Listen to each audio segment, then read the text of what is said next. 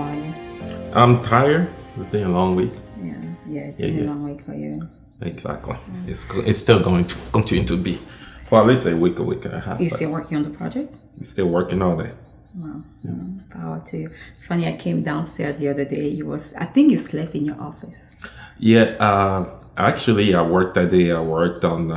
I'm doing a project. For those who don't know, I'm doing the major work with repair on my vehicle and on the engine.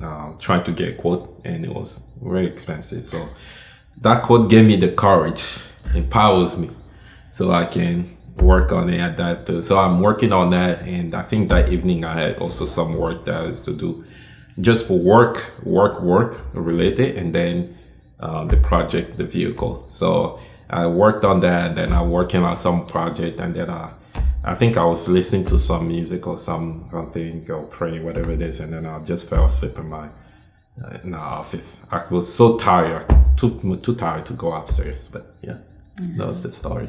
Well, I'm uncomfortable, so I'm gonna make myself comfortable. So like this, we can talk. All right, like always, we have conversation starter. It's funny, I couldn't find the other stack, so we have a few here.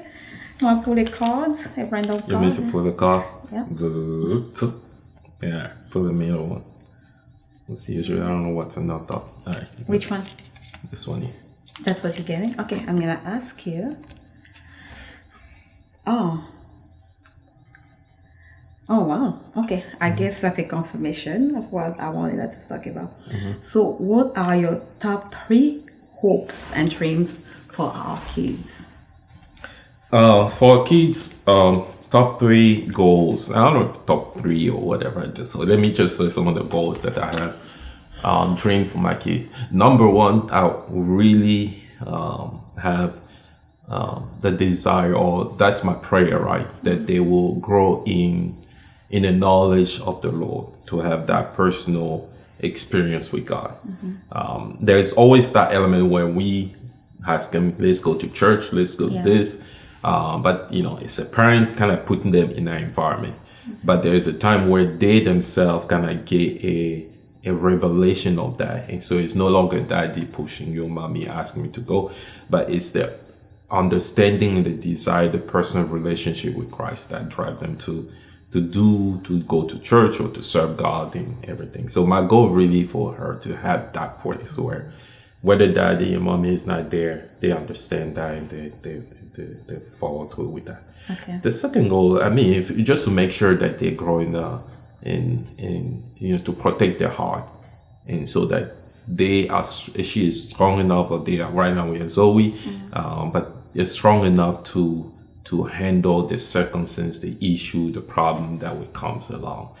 Daddy and mommy may not always be there, and we know how the world is, and to be able to equip her enough with what we experience and what we know, the little knowledge that we have, so that they can face the world, but from a posture of heart that is right, not damaged or affected or anything else. And then to just push forward in anything, to have the adventure and try things, never be scared to fail, dare to dream bigger. And those are the specific goals.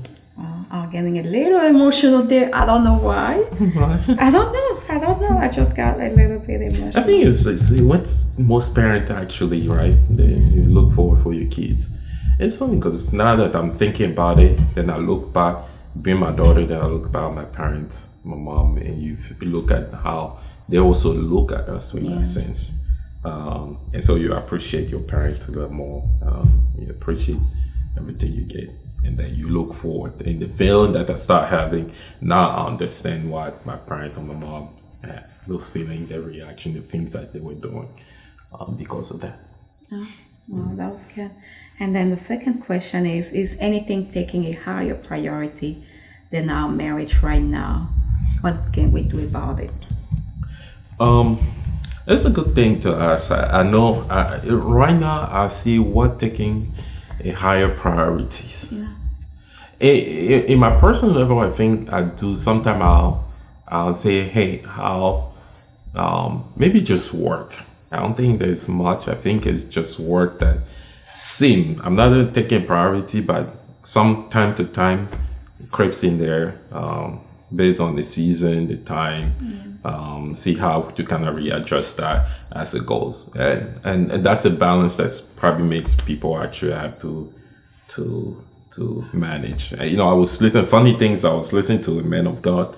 It's a guy from Ivory Coast or something like that. It was talking about, hey, sometimes we ask God for things. I don't know, he was talking about ladies, right? But in general, he say, woman, you asking for something, but you want the opposite.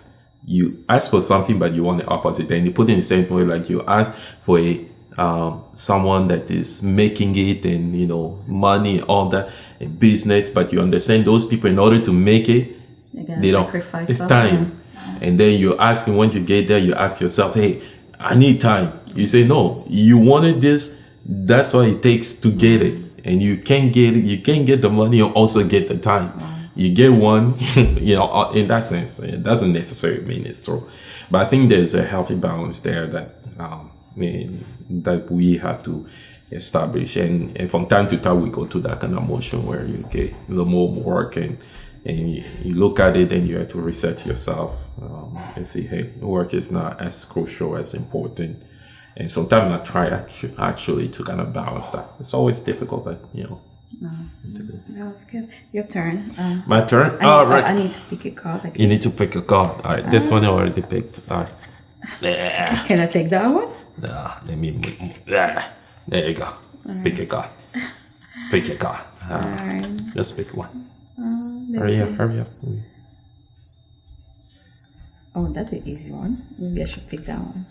All right, let's pick this one. Can I see? No, you can see it. You say let me pick it and then I'll ask questions. Okay. All right, we already got that. All right, we don't need it anymore. Which one? You got the back or the front? I did both. You did both? All right. Okay. Do you think our schedule are too busy? And in what way could we simplify and slow down? Do I think our schedule are busy? A little bit. I just feel like this summer has been busy. And I know you're working on two major projects, so that's really something that is out of our control. What can we do to slow down? I think it's just keeping things into perspective, right? We need to say no to certain things and, do what we can, what is in our power. That's one thing we can do whenever we can. Sometimes it doesn't matter how much we want, it's just not possible. But whenever we can, again, I love my Saturday family time. I don't want to take them away. So if we can, I will always push for them. If it's not breakfast, it could be lunch, but I just love I feel like those are the only days we really have. I mean, we have Sunday, but Sunday at church. I feel like Sundays are always busy as we try to dedicate Sunday for friends and family. So that's one thing I think right now is causing our schedule to be busy.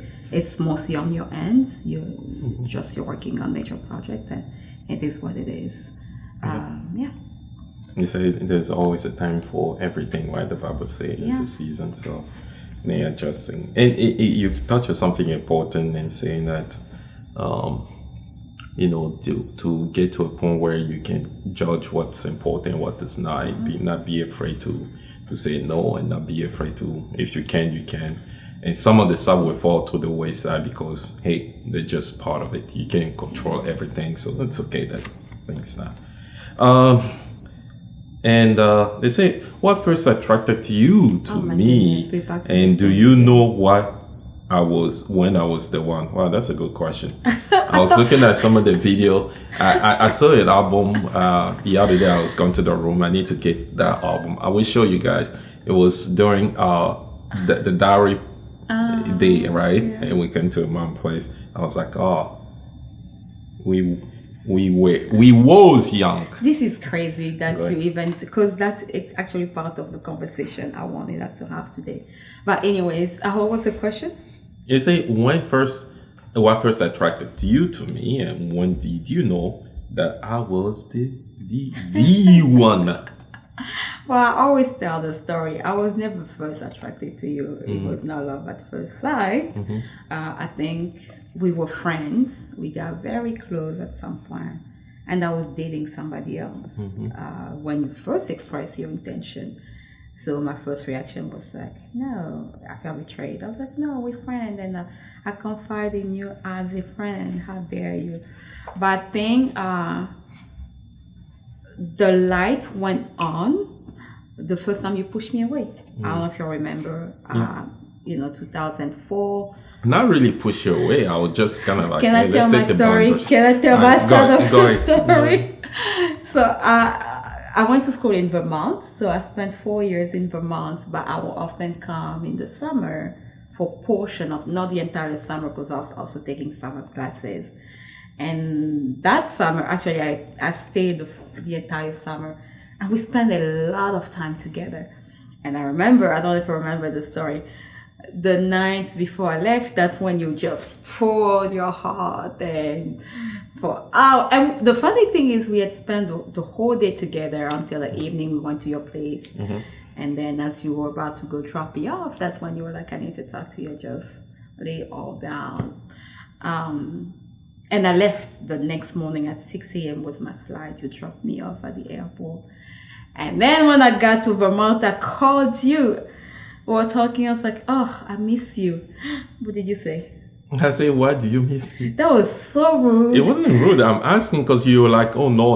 I didn't want anything. I didn't, yeah. So I could miss you as my friend. Nah, I didn't want to be missed as a friend. Wow. Gentlemen, you have to know what you want. If that's the person, they can play you around, right? I wasn't playing around. Not playing around, but they won't want to friend zone you. I wasn't in business to be friend zone at that moment. So that's just a tip. I don't think there were anything. Because I think an emotion, it wouldn't really work when your emotion is being, it's always a risk when you do so, because you understand what's at stake. If it doesn't work out, then your relationship may not be the same. It's a point of no return. You can be friend. You can't really be friend if you already express some kind of, yes, you feeling. can. No, I don't think you will be. As a man, you won't be. And then I see you with another guy, and then you're like, okay, oh, it's just friend. That's my friend. All that. Even if I was the husband and that marry someone, and I know my wife is still friend. BFF with the guy that but we're not BFF. No, I mean BFF. I just say a good friend. So do you mean to tell me that as a man you can have a female friend? No, I'm not saying that. I say if that female friend, you have feeling over, over it, then you can't really have friend with that. You can. It's not gonna work. I'm just gonna be there. I see you with the other guy, and then a husband or something, and then I sit there and say, oh, that's good. Nah, let's be sincere. I think it's possible. You just have to have boundaries. The boundary will be you are friend, you are brother, your sister and brother. We'll be friendly, but we can't be a friend. You're so petty. You petty. I think most men will. Welcome to Pettiness 101. The CEO of that school. Every man will be part of it. Let us know. Do you agree with Emmanuel? Man, let us know what you think about it. Can you be friend? Can you be friend with one person, that person that expressed the feeling towards you, but you didn't have that, you don't have it, and you just want to say, hey, you know what? That feeling are not mutual. What do you think? And then, I don't think so. Oh, wow. let's just be friends. Let's just be friends, but suppress those feelings. It's not gonna work. Wow. I might be saying other things in my. Well, let us know. I want to know. I'm Put curious. in a comment. Well, yeah. I don't. Sorry, go ahead. Hey, welcome. My name is Emmanuel. This is Laurette. We started, Laurette. and that's how we roll. This is how we roll. I guess you have not met me. What you say? You have never met us before.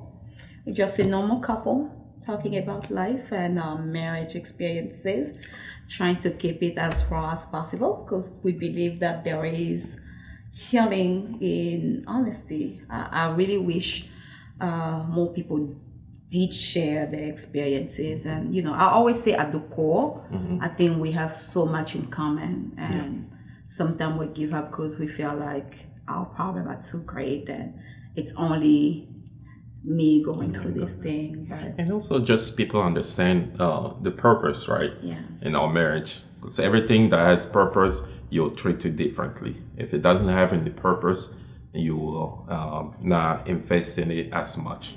And so one of the reasons we have this conversation about our life or experience. So as we discover our purpose, you also in your relationship discover why you are together, why God brought you guys together, and what you want to bring. Understanding the purpose help you treat your marriage with the type of care that it deserves, right? And be able to pay attention to the little thing here so that it's healthy enough to fulfill what's supposed to be fulfilled. I totally agree. Yeah. I don't know if I told you lately, I'm proud of you. Okay.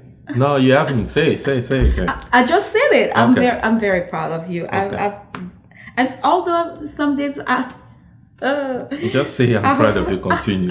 Don't make it because you already eliminated everything you say. Although focus on why. No, I'm on a serious note. I'm very proud of you. I've been watching you.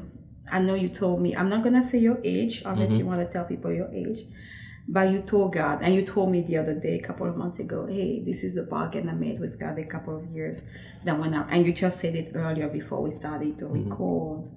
By the time I reach this age, I want to dedicate myself fully to ministry. And over the past few months, I've watched you stepping up a little bit more with men around you, like mentoring, checking, being the friend, being out there a little bit more, which is not really you. You're more of an introvert, but I see you just trying to do right by other men, and it's been beautiful to witness. So I'm very proud of you. Thank you. Although I may say, the fun thing, yesterday I was at prayer and I forgot how old I was. I'm hitting the good 4-5 in few. I don't look that way. I thank God I don't look as old as my age seems to suggest. You're not that old. Yeah. Someone I told my age, someone was like, really? And so I thank God for that. But I was thinking about it. It didn't dawn on me until when I think last time we were meeting and you're like, oh yeah, you're celebrating that milestone this one, 4-5. I'm like, oh really? I didn't even know that I'm getting that. You're that pushing point. up now. And but anyway, I was thinking about it, and I was in prayer yesterday, and that was one of the things that the Lord kind of reminded me of. It's like, hey, you remember that? Now it's time for you to do in a full way. But often I'm kind of being in between everything. Doesn't mean that I don't do ministry, I don't serve, but it just means that my full attention will be divided among so many things. Which I say to God, this is what's going to happen. But at this point, it's something that I'll be in a full email. I don't know in which capacity, how we're going to do, and how many, but it's something that I resolve myself. And I told God that, you know what, you're right. You took care of me this far. Whether I made it, whether I did, it's up to me. God was like, hey, I gave her everything during those meals. You do whatever you have to do. But this season is something that you told me you were going to. And that's a covenant we made. It's time for you to honor that. So, by the grace of God. So continue to pray for us and continue to pray for us. Yeah. So we're talking about transition. And it's funny, I was telling Amavi earlier. I stopped telling Emmanuel we're going to talk about because he tends to fuss with me. And I want it to be just organic. First thing mean you have an opinion. That's no. So that's our first thing in our couple is when you have an opinion, you fuss. So a man never have an opinion with your wife. If they say something, just say it. Anyway, go ahead. You see, and people think Emmanuel is quiet. This is what I have to deal with every day of my life. I have gray hair because of you. I have more here. That's wisdom. But anyways, I wanted us to continue to talk about transition in marriage. It's going to be a little bit sensitive subject. but I wanted us to talk about it. It's something I knew eventually. The Lord wanted us to talk about, but I never knew the timing and how to go about it. And I feel I'm ready also to talk about it. I'm a crier. I cry when I'm happy. I'm just a crier, but I'm gonna be a big girl. Transition in marriage. I know you said you were looking at our picture, and I was looking at our pictures too the other day. The one I stumbled upon was you came to Vermont. I think that's when you brought me my car. Remember? That was back in 2005. A 12-hour drive from Maryland to Vermont, and then come back. Can I finish my sentence? No, I just wanted to put the context to it, right? You said drove the car and bring my car. You have to understand why they had to go through 12 hours. You weren't men in love. But back then, people didn't have GPS, Google Map, and iPhone map. Now you have this Yahoo map. And if you remember, you had to print those maps out and drive. And you have your regular map that you buy from 7-Eleven. You get them and you get the printout direction from Yahoo Map, or I don't know what other site they were. And you get those, and then you have to navigate driving at night. What craziness! At night in the middle of nowhere, going north in the middle of a rural area in Vermont, man. I never knew you were salty. It's not salty. It's sometimes you go back. You never told me you go. Wow. You go back to those experiences. No. It's not to vent. It's just to say sometimes you see the craziness of stuff that you've done. You're like, wow. It wasn't crazy. You were a man in love. That's what. A man in love do crazy stuff, and that was crazy stuff. But anyway. So you will never do that again?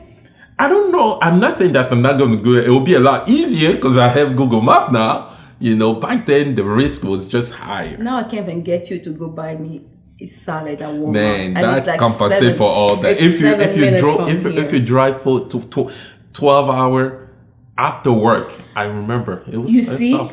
And actually, I'm glad that we're having this conversation. We're transitioning. So sometime in marriage, we get so used to each other that the thing that we used to do at the beginning, we stop. You just made a comment. You say, hey, I paid the price already. Therefore, I cannot do it anymore.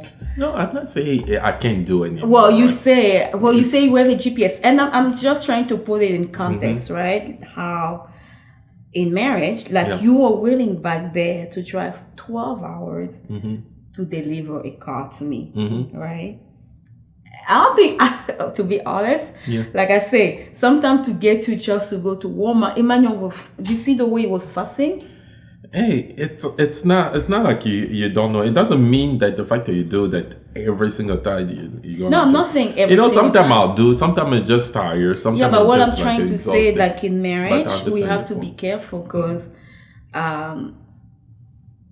we tend to stop doing the thing, like we stop pursuing, like men, for instance. You stop pursuing, and women, we also have our share, like maybe stop taking care of ourselves the way we did, or whatever it is that we used to do. And I'm not just putting it on you, I'm just saying in general. While sometimes marriage start going, we go to the motion versus we lose the awe of each other, because we get so much used to each other. But transition. I was looking at the pictures when 2005. I was like, man, we were young. We were in our early 20s. Not even married yet. We were engaged, I think. And I remember back then, we got married 9 months after we got engaged. It was very short. But then we had dreams, right? As married couple. I remember one conversation we had was, how many kids we want to have? And you used to say 3, and I'll say... At first, I would say 2, and then 1, and then I changed. I was like 2, and then you say, 3, but the third one will be by accident. Remember? And I was thinking the other day how, I feel like the past 2 years has been full of transition for us. A lot of transition. For those who don't know, I wrote a little bit about it. We've gone to IVF. And I don't think I have ever checked on you because I remember at the beginning talking about it. We'll often bring strong disagreement, right? Because I was like, you don't know what it means. I was the one going to injections. Blah, blah, blah, blah, blah. So I kind of want to hear from you. What was your experience going through that season in our marriage, like the unexpected? On that level, I mean, as anybody, you go through your own situation, emotions. Maybe during that you too, it's made you too busy trying to care for everybody else that you don't really start to think about yourself. Yeah. Because you know, in the house, like, hey, she's going through it, but you have to take care of the family. You have to take care of we have a daughter. We have. All this going on, you have work, you have ministry, whatever it is, so you can't really afford yourself to go through many other things. In my sense, I just, most of the time I just went to the Lord in prayer and just diverse and let God to kind of take care of it. That's the best way. We can have a way of try to handle it. I understand. Not everybody get to the point, but maybe by the grace of God, I understood that part where if I have to handle it, emotion by the human ability, there's so many things that will come in emotion. Sometimes, it came out of me in those seasons, but I had to force myself to bring before God and let Him kind of take care of that. But you still have to deal with your own emotion. You still have to deal with the why and how. You still have to deal with, you're trying to find someone to blame. And you try to find probably yourself things that you probably cause. Is it me? Is it this? What did I do wrong? What this? And all that kind of stuff. Because often what happens is you try to find someone to blame so you can, but, you can't afford to do so. And also in marriage. So, but it's a fight actually to get to that point. And I believe every experience, the way God can use that to build you up. Strengthen you, and knowing that you're not just the only one going through it. Knowing that, if you say why, I can't sit down and say why, because many other people actually have gone through it also. So it's not like anything particular about ourselves that we don't deserve to go through that thing. That God cannot make us go through that thing because we Christian or we pray, whatever it is. There are many people also that went through it. They were probably more, quote unquote, holy or faithful or diligent to pray for, whatever it is. And they follow through with all the protocol, things that need to be done the proper way. They never miss anything, but yet it still didn't work. So I can't compare and say why me and why us, why do we have to do this? Why your hope? You just, your hope is a little bit, but when you get to the point of, this, we thank God for everything, and you're trying to move on as much because you can't afford to do well in the failure. You can't afford to do well in the challenges. There's a person that I read that mentioned something and say it's funny. I read today actually. It said something saying that if your milk gets spoiled, right? When you make stella is spoiled, make a yogurt out of it. And if it spoiled even more, make cheese out of it. They say yogurt is more precious or pricey than milk, and cheese even more. And so in the same way, you kind of looking at it, right? Things may spoil, but don't let that lead you. Try to make a transformation of the situation so that you can get something better out of it. And that's how I kind of approach it. I kind of, after I went through a little more of a seasonal moment of kind of why, crying, emotion and stuff like that, going through it, had to pick yourself up, and then strengthen yourself in the Lord, and then see the journey is still long. We still have a lot, and there's still a whole bunch of people that's expecting of us. I can't just drop the ball, give up. We have to continue on. That's how I felt. Yeah.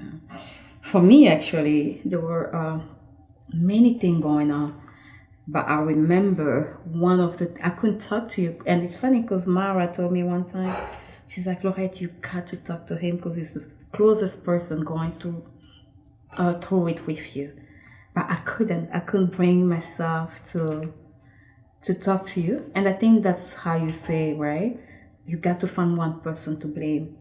And since I didn't want to blame God, I was like, well, this is the closest person I can punch. And it's not like you wake up and say today I'm just gonna be mad at him, but you don't even understand. I think, well, not that I don't understand. It's a bunch of hormones being pumped into your body, and you don't have control. So, but I think the fact that you were the closest person traveling that journey with me, it made it easy for me to just put my anger on you instead of seeing you as a support system. I don't know if I'm making sense, right? And sometimes that's what we do in marriage. So instead of, I don't want to say that's one thing we do in marriage. I think that's one of the strategy the enemy use against us in marriage. That instead of coming together as a union and fight whatever we're going to throw together, we start punching each other just to drive ourselves even further apart. So that was hard. It took me, like you said, going back to God and say, I'm not loving this, I'm not liking this. This is not how it was supposed to be, but I just can't stand. I say to stand is too much of a word, but you became my enemy. I don't know why. For me? Yeah, you became. Okay. For a while, you became, and also, I remember, and I'm sure you remember, we had a huge argument in the car that today I told you, I was the one going to the injection. I was the one. I. Because that's exactly how I felt, right? At some point, I felt like it doesn't understand. Because mentally, I don't think I ever told you, but I was a mess mentally, right? So you see, God, I'm getting emotional. I'm not gonna cry. I told God I was not gonna cry with this episode. So emotionally, there's all those hormones messing up with you. And then you're just seeing the change happening in your body because of all those injections. And again, there's nothing you can do. But then you have this person, I felt like part of me was also, this is what I told myself, right? I didn't want to be a burden onto you, right?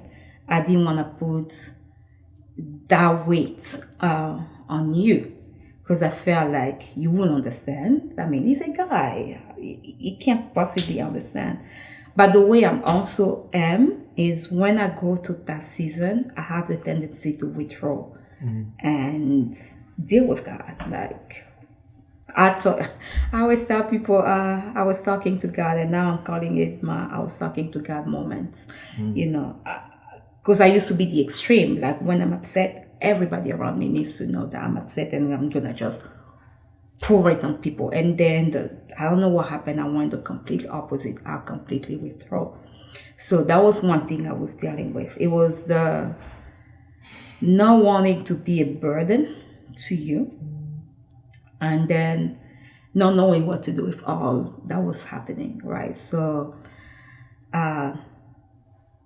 every time you ask, I punch, because it was one way for me to push you away. I was like, I can't let you in. I can't, and that's gonna bring the second question I have for us: vulnerability, right? I don't want to say, is there ever a time where we should not be vulnerable with our spouses? But that's a question I want, because I felt, but I saw it as protecting you, from everything I was dealing with and everything at that point I knew I was capable of, because I was just mad. So is there a point where in marriage we should be vulnerable? I mean, so to go back to that is,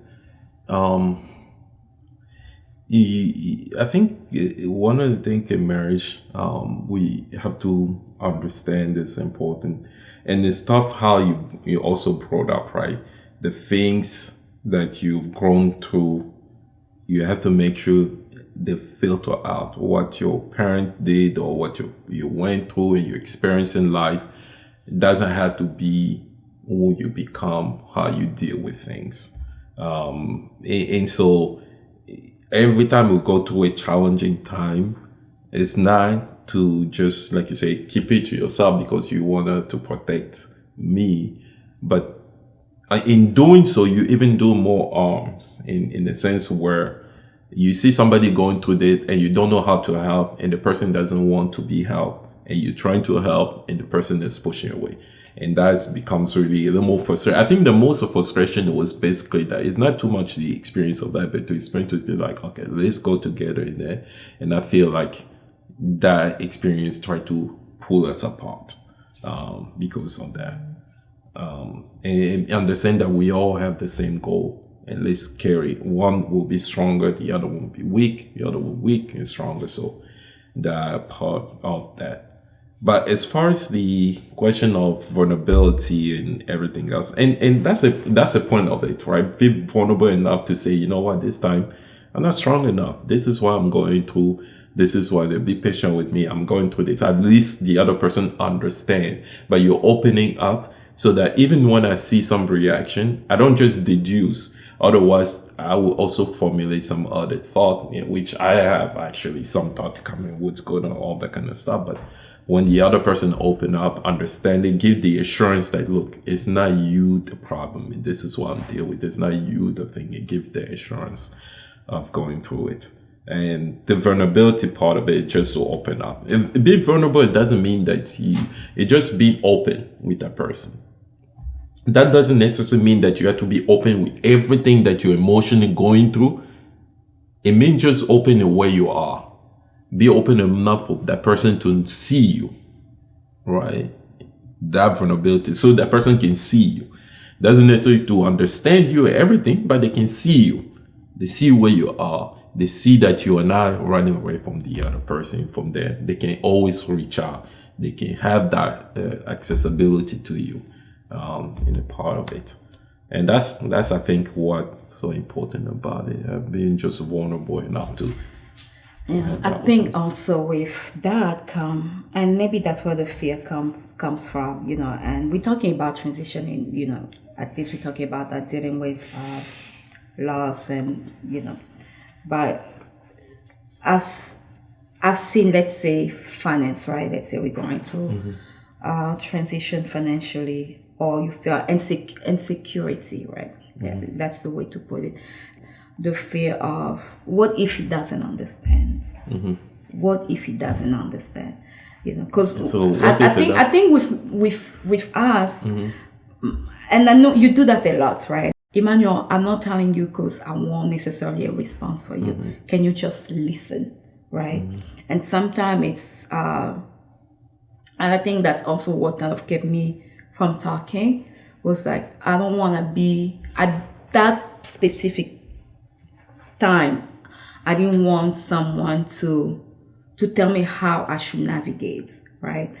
I just wanted someone to listen, and that's all. To listen without necessarily responding, to listen without telling me how they think or what they think I should be doing, right? I just needed a listening ear, pretty much. So that's when I asked you about, is it ever okay to be vulnerable or not to be? That's actually what I kind of intended. Yeah. Yeah, so it was,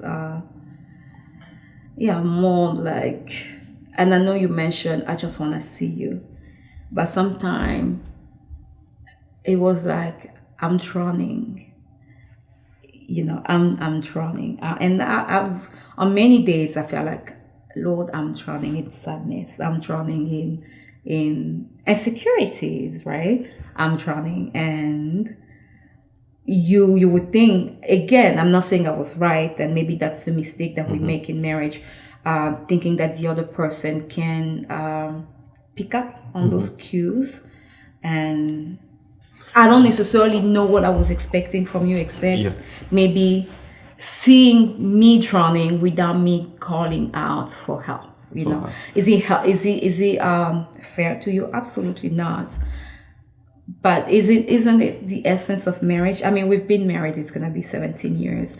I mean, I would think that at this point you can pick up on cues like. Oh no, I do pick up on cues of help, but the essential part is, I always say, you can't help if the other person doesn't stretch out your hand and try to. But what if they don't even have the strength to stretch out? In a sense where you're trying to help, but if you don't know what you're helpful, you ended up making more harm than when good. And that's the reason why vulnerability, right? In a sense where at this age, we don't always have to wait for the other person to always automatically pick up on everything. Like you say, you're going through that, but on my side also going through everything, try to keep everything together. So you always have to figure out how to make sure, be comfortable enough to open up without anything, without fearing about how I'll react to everything. Doesn't necessarily mean that every reaction that comes out of me will always gonna be good. But it doesn't mean that I'm afraid to open up anyway to the person. Because whether you want it or not, that's my person. And that's my person for like, you'll like it or not gonna like it. And after 17 years, you kind of think like, okay, you've seen everything about me. The ugly or not the ugly, and the person still say. So I can be vulnerable in that sense where I can see you. That's what I say. Be vulnerable to be a thing where I can see you, where you can kind of open and not be afraid. But why we react, how we react, and what if. You just be open in that trust in the love that the person has for you. And that's what marriage is, right? Marriage, you trust the other person to love you enough. Not just love the good part about you, also love the bad part about it, because that's what makes you who you are. It's not just the good and the bad. The combination of both makes you who you are. And the person have to love the whole you, not just the good part of you and reject the bad part of you. It doesn't mean that the bad part has to be something you love. It means that it knows that it's part of you and love you in spite of that. And it love you strong enough to handle also that side of you. And that takes trust, that takes love. Not love in you, but love in the other ability. And so you can come to me and say, hey, this is what I'm doing. This is what. And the other place is, and that's the part where we feel like, and that's how I was, right? To feel like, okay, if I'm trying this, the fire. If I'm trying this fire. I'm trying this fire. So I might as well not do anything so that there is no fire. And a lot of time, I think men... So you surrender. No, not like surrender. I think you start to manage in a sense where there's so many fire, you have to make sure that you're constantly until you get to a point where you can basically, and just trust God. You can't fight. So you run away. No, you don't run away. You stay put. If I want to run away, I'll pack my bag and go away. Exactly. That's running away. Running away also, it doesn't necessarily mean that you don't care. You try, but you stay there, always open when there's opportunity then you pass. That's the reason why you always stay. It doesn't mean that I'm running away. I'm just saying, okay, maybe let's wait it out until you get a better opportunity where you at a certain trust God. Pray about the person, pray for that person, keep trusting God that God is doing His work in that person's life, so that they can get to that moment of stuff. I think in marriage it's a seasonal. And many of us actually may experience that, right? You go through those seasons of life. It will be you. I have my moment also. Everybody go through those moments where you go through this time, right? I think in Ecclesiastes they say there is a time for everything. There's a season and time in life. And so marriage is for better and for worse. Like they say, right? For better, for worse. People don't like it, but no, I don't. It's not that people don't like it. We don't really know what it means. It means until worse. you face with worse. Worse, exactly. Yeah. But it's that sense. You don't wish it for anyone, but you go to those seasons of not so good, not so pleasant, difficult season. That all we go. That's a transition. there's a transition from one season to another. How do you deal with that? But I believe that, for those who are Christian and those who believe in Christ and think God always prepares you, equips you for the season you're about to enter in, for the time that you're about to enter. Whether that time is a time of abundance or of a time of struggle. And how you handle them, it will be essential in how you navigate those seasons. So, give an example, you're saying the Bible, right? Joseph in Israel, in Egypt, Pharaoh got the dreams, but this was going to happen in the first few years, 5 years, I think, and then the other was season 5 years. And then how can he navigate those seasons properly so that when they go to the tough season, they'll have enough and at least go over it. So the first season, they did the work they're supposed to do. When everything goes well, they invested, they cultivated, they store up energy, strength, whatever they need to be cultivated during that season. So that when you transition to the wrong season, what you store up during the good season help you navigate those seasons. And I think in a sense, if we were able to transition those, many people are actually in that point they break up. Many people at that point they'll divorce. And that's why there's a lot of divorce, because you don't store enough of things into your life that when you go to a tough moment, there is nothing really to sustain you. Even a skeleton of thing to sustain you to those moments. And then you go through that and then you just give up because you don't have anything to sustain. But when you store up, you always have. It doesn't mean it's easy, it's difficult. But whatever you have stored up in your marriage, whatever you build together, whether memory, whether experience, whether prayer time, or whether worship time, or whatever journey you went through, and all that kind of stuff you stored up, the things that you learned, the intimacy, whatever you build up in your marriage, become essential when you go through it. Because you go to a moment you're like, nah, but I can't just give up. There's something good in it. Let's work it out. Let's find out how to deal with the situation, and then you transition that. Yeah. I think we need to start wrapping up. But one thing I've learned, and I know we say it so much that it becomes like it becomes cliche, that in life or in marriage we are not only growing old together, but we are also dying together. So it's amazing how we take life for granted. I remember with the day I had a seizure. So it was a normal day, right? So I told you goodbye. I even told you, it should take about 2 hours. I'll be back. But if I'm late, I'll text you to pick up Zoe from school. I told the lady that helped with the house, hey Maria, I'll see you. If I don't see you, I'll see you, the next time. I mean, it was a normal day. I was going for my usual, and I was gonna come home, not knowing that they were not coming home that day, right? It could very much be the last day, right? So, we kiss every morning, we say goodbye, not always fully realizing that it could be the final good morning or it could be the final goodbye. But in the meantime, when we go to transitions, especially when they don't look like good transition, we let them pull us apart. Well, we all know that death will do us part eventually. So I guess the question I'm trying to ask is, with that in mind, when we know that eventually it stops, why do we allow transitions, especially hard time, to just steal our moments versus bringing us closer together? Why do we do that to ourselves? Oh, that's a good question to ask. It is a good question. Why pulls us apart? I think it boils down to purpose and understanding what we're together. Those who invested energy and time to understand that, and more so earlier in the marriage, help you navigate all the different transitions. knowing that all this just pushing you to go even farther. What you don't understand that you leave that to chances into anything else that comes along.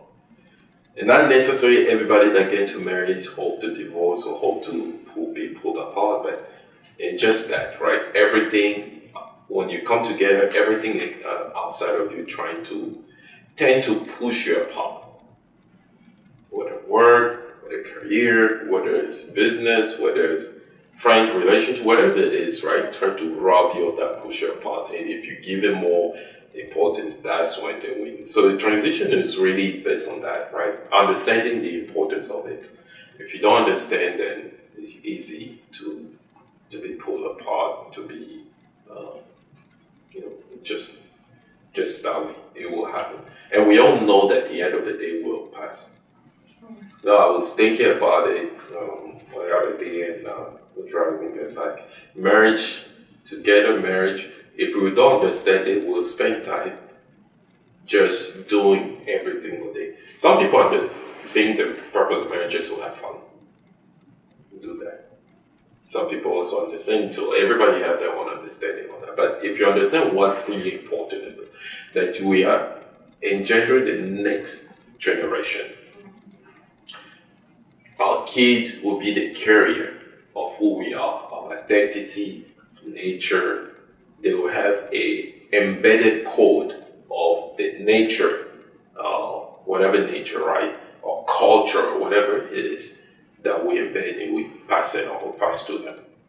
And so it's important for us to make sure they carry the proper thing, the best out of ourselves. And we all go through our own challenge. We all go through our own emotion, but we want to leave a better version of ourselves. What a better way than to leave it to our kid, right? A legacy that carry on and something better. And that's the reason often you see kid pastor, or the parent with pastor, the grandparent with pastor. But often you see when the grandparents they started a small church, struggling. The father took over and grew a little bit. When the kid took over, it grew. But they carry the best of each one of them to the point where the ministry is big. And it will be in anything, right? Business, like every other thing. You pass on to your kids something valuable that is better than what you had, so that they can go. And if you want to understand that purpose of marriage, that you are really doing a legacy builder, you would take advantage of it, you would take it seriously.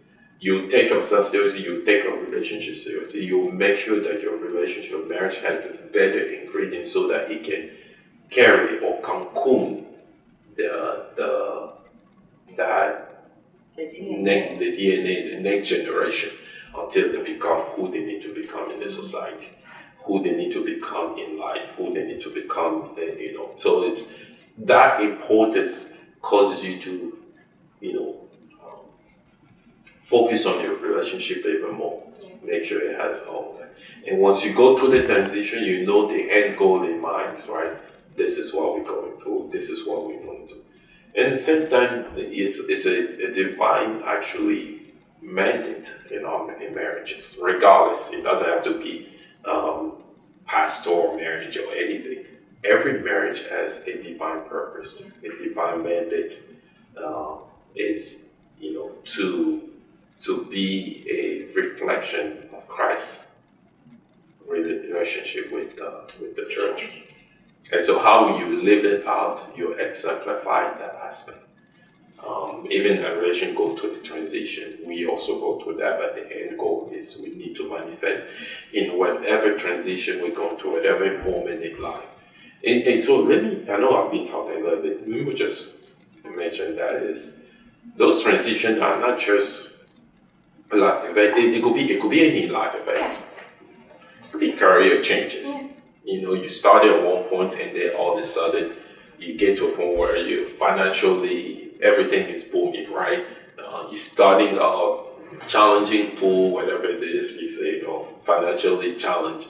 And then all of a sudden you grow financially, or your business expand, or the opportunity go there, or anything, your career changes, or you transitioning between career, you transition between places, locations. All this aspect happen. Transition in a way where any transition happen, but you see how to navigate that. Whether those transitions are forces that come within your control or not, you just have to rely upon yourself and understand as a team. You shouldn't transition by yourself and navigate. Or feel alone. Exactly. Just transition. Exactly. That makes it hard, right? Just imagine it's two different things going two different directions. Go through the transition. One is trying this, one is right. Even they're not gonna make it. You have to trust the other ones. Trust each other, regardless. Trust each other that you have the best intention of heart, regardless of the situation, and then navigate. Whether it's good or bad, you just say, we're a team. We win, we lose together. It's better to win and lose together than one win, the other one lose. I know. That's sad. Well, I think that's it. Yes, yeah. That was a good conversation. It was indeed. Yeah. Anything you would like to say for someone going through a tough transition? If the how tough it is, it depends. What to say is, as Christian, we always been called to. There's a passage in the Bible that says, "Cast your care upon Him because He cares." I always have in mind something that God has been through so much. He has seen a whole lot. There is no situation, problem that you may go through, cases that you may enduring challenge, whatever it is that is beyond his ability. It's not like scare. It's like, oh man, I never see this situation before in my life. God doesn't stand and say, hey, man, for this case, I don't know, man. I don't know what to do. I don't know. You will never catch God by surprise in saying that, and so everything you've seen them all. And so we can trust Him with whatever situation we go through. And we can lay Him before Him. You can tell Him that, God, I'm mad. Whether you feel mad at God, tell Him, God, I'm mad. I feel God, I'm mad. It's not like you're going to shock Him. You won't be the first person to say to Him, and you're not going to shock Him. And it's so good. It's so gracious to understand the feeling, and the things that we go through.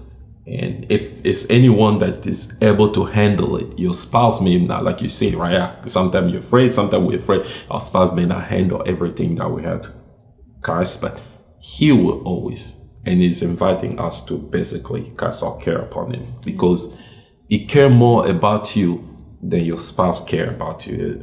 I care about my wife, but I can't never convince myself that I care more than God care for her. And likewise, right? And so we can cast Him and trust Him with that.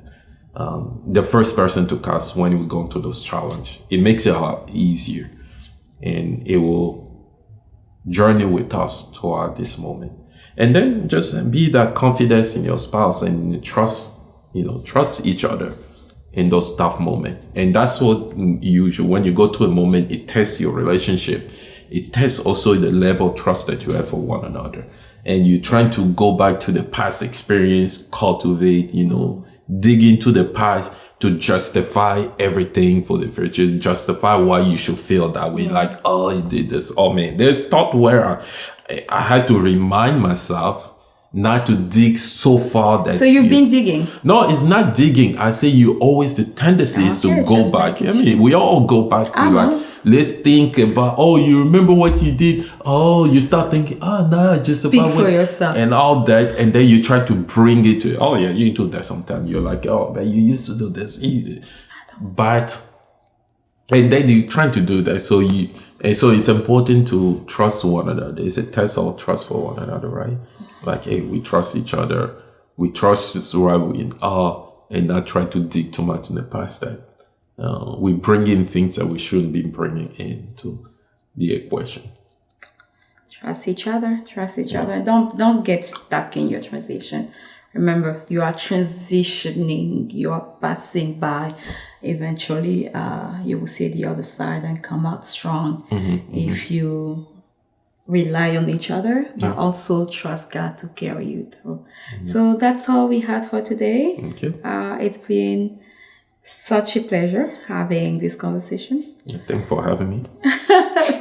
Thanks for accepting our invitation. We feel honored to have had this conversation with you. Yeah. And we'd like to hear from you guys. If you can comment, let us know what you think about it. What your thought about what we discuss in different various sections, and comment, and Let us know. let's have this conversation going. All right. Until the next time, I'm Laurette. I'm Emmanuel. Stay blessed. Bye.